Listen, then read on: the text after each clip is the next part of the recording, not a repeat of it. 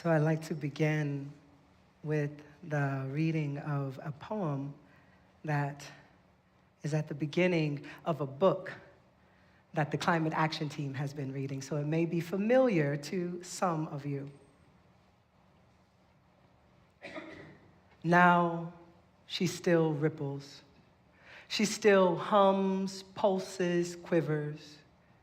She still sighs, murmurs under the skies. We pay attention, and all we hear is urgency. Waters whirl, winds rise, fires rage, irate.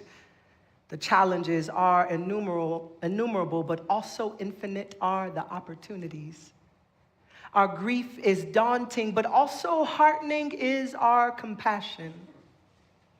We course a cosmic webbing, holding awe and horror, wonder and doubt, creation and transition, us and all others. This abysmal, relentless weaving is love in all its myriad of forms. We listen whole, our Mother Earth's humming, her calling, her heartbeat throbbing, her ails. We have made ourselves, we ourselves are made of soil and porous. Enacting love flows throughout, quenching the cracked soils of hopelessness, helplessness, and isolation, and breathing in.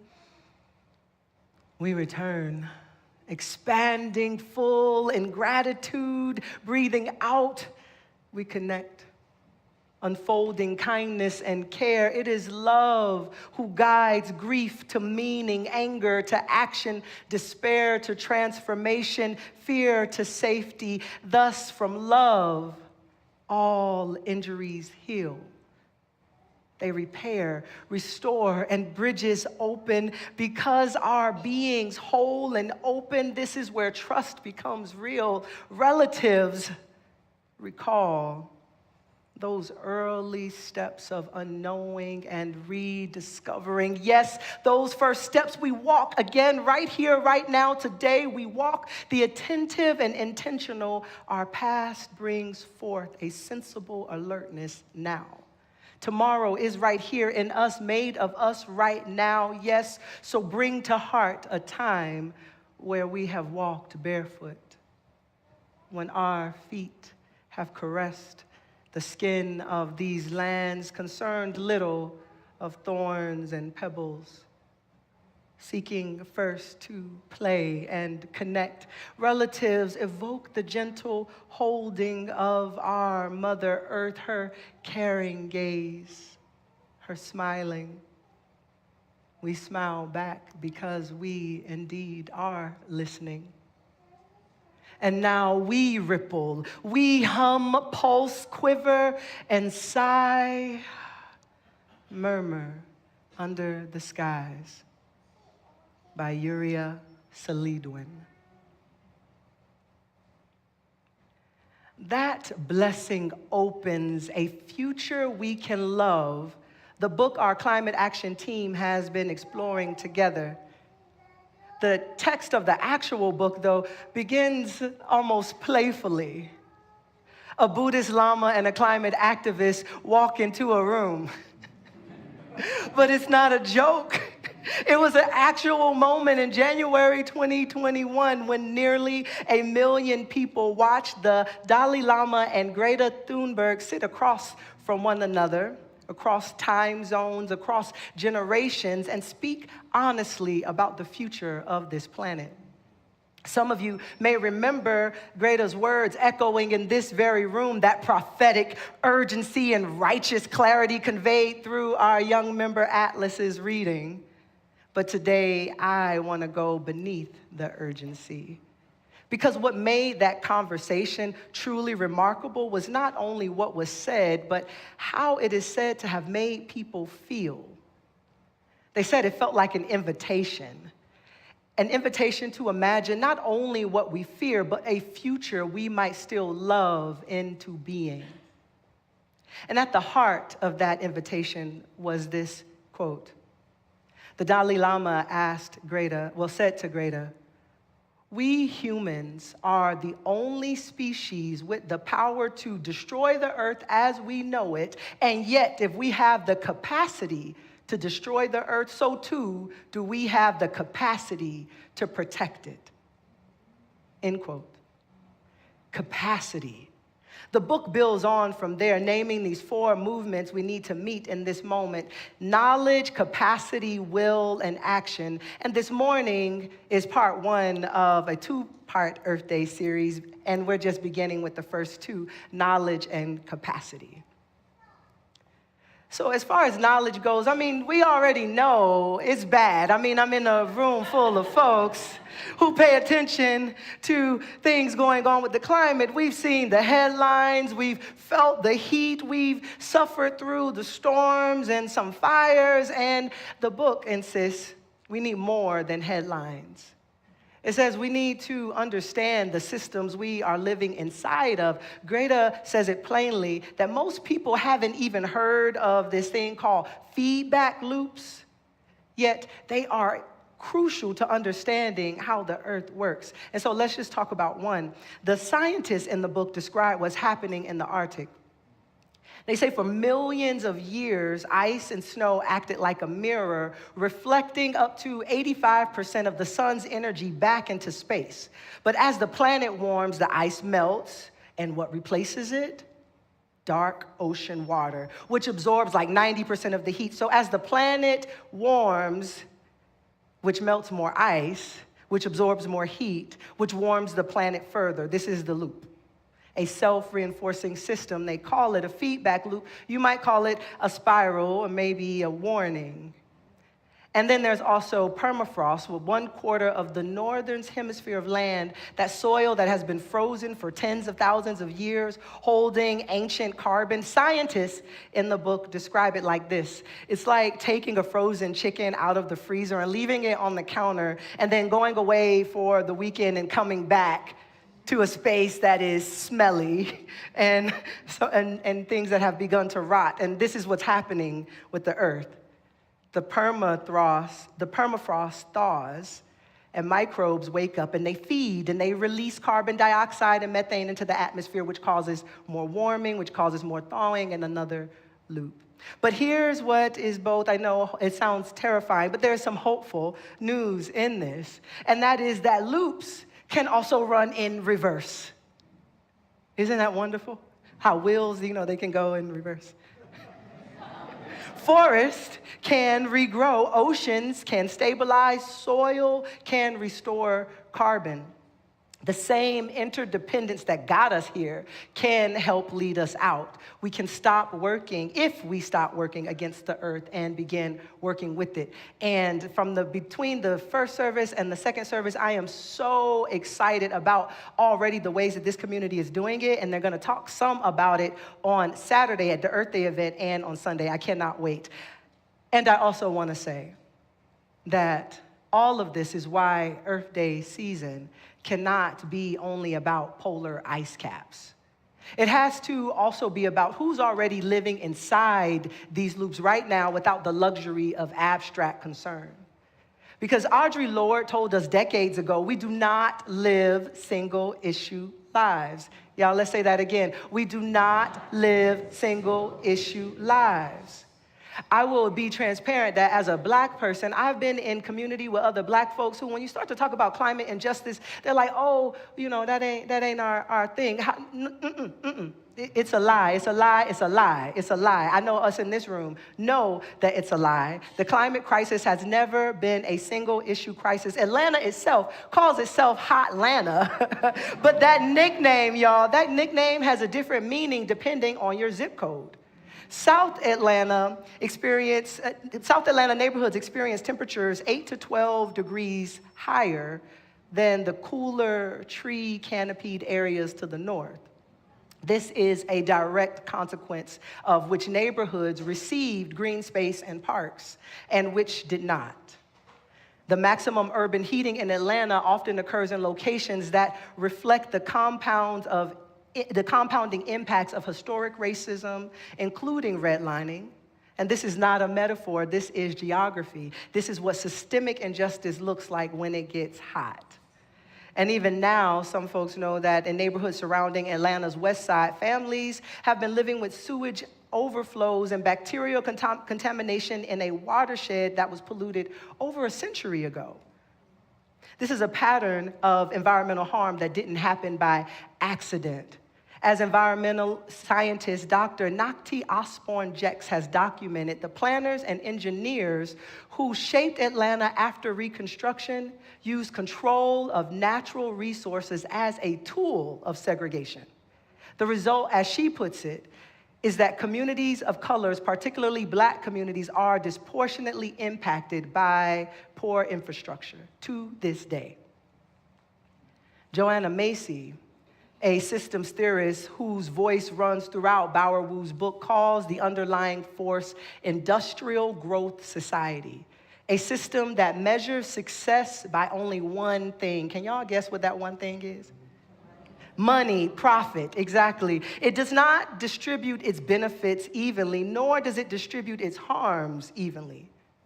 The globalization of greed is destroying the planet on the backs of those who had the least to do with creating the crisis. And again, this is not a coincidence. This is history still alive and present. This, again, is why Audre Lorde's words matter so much in this moment. We do not live single-issue lives, and the climate crisis does not strike single-issue communities. Environmental harm is racial harm. Environmental harm is economic harm. And so must our response be intersectional. That's why what the team at Historic Westside Gardens, what they're building matters so much.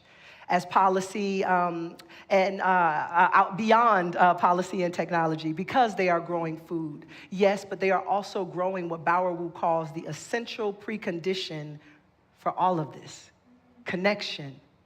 When people gather around the work of tending the earth together, something does shift. Community takes root and barriers fall, and the question stops being, whose problem is this, and starts being, how can we do this together? What can we do together? And so transitioning to capacity. The Dalai Lama calls this shift of perspective a reorientation of our way of thinking. The book reaches towards a teaching at the heart of the Buddhist tradition of interdependence, and we know something about that in UU, that being one of our values, interdependence. And in Buddhist scripture, there is an image of this, a vast net hung by a divine craftsman stretching out infinitely in all directions. Every intersection hangs a single jewel in between. And this polished surface, each jewel and all other jewels are reflected in infinite directions and infinite reflections back. This is called Indra's net. And this is what interdependence looks like when you try to make it visible. So Buddhist teachers identify 3 feedback loops that get in the way of this beautiful Indra's net really connecting. It's the feedback loops of human suffering that get in the way of our healing, of justice advocacy, and have basically driven us here towards climate catastrophe. These 3 poisons that I want to point out: delusion, craving, and fear. Delusion, I know a lot of us work really, really hard to clear our minds of, but it is not seeing clearly. It is carrying on as business as usual, acting as if we got backup planets in our pocket and ignoring the interdependence of our choices. Craving, believing that more will satisfy. A lot of us are more minimalist at heart, and sometimes we just keep adding on, adding on. Joanna Macy says that industrial growth society, again, has one goal: grow in one thing only, profit. And then the last thing, fear and also discomfort, because turning away from what is hard, that is what fear causes us to do. Many of us don't talk about the climate crisis because we're afraid of what we'll feel once we start to let it in, and that fear grows. So these are the human feedback loops that keep the larger ones in motion. We look away, we consume more, we avoid feeling, and so the system continues. So here's the invitation and the spirit work that the book is asking us to do, to not only engage in recycling, not only in voting and showing up at community gardens, but the inner work of seeing clearly. Looking at where have you maybe gone numb to climate suffering? What have you stopped letting yourself feel? What have you been craving and consuming more of to avoid feeling?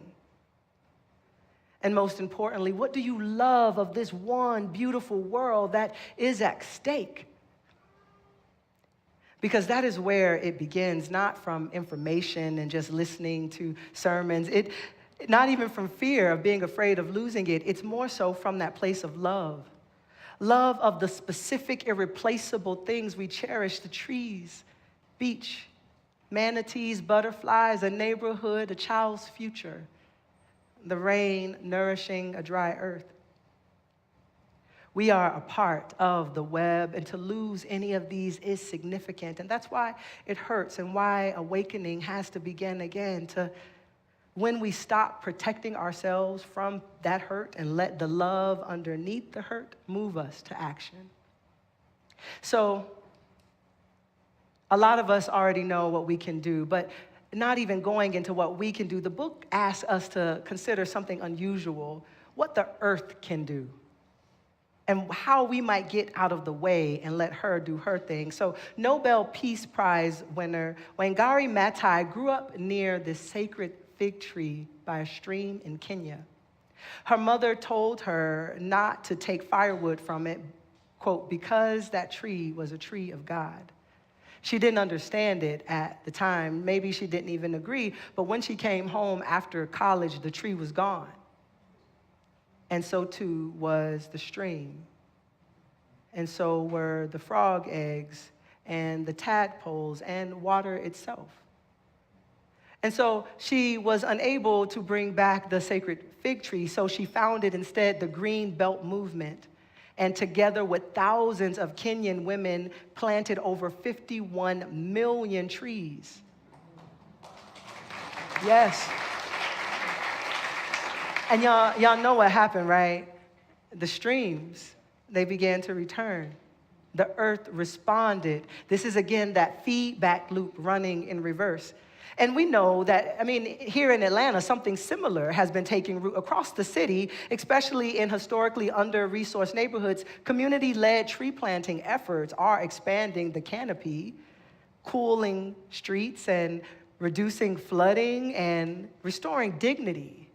Neighborhoods are gathering again. They're planting, they're watering, they're caring for something that will outlive them. It's slow work, but it is relational work, and it is how the loop begins to turn, because the earth is still responding when we show up in right relationship.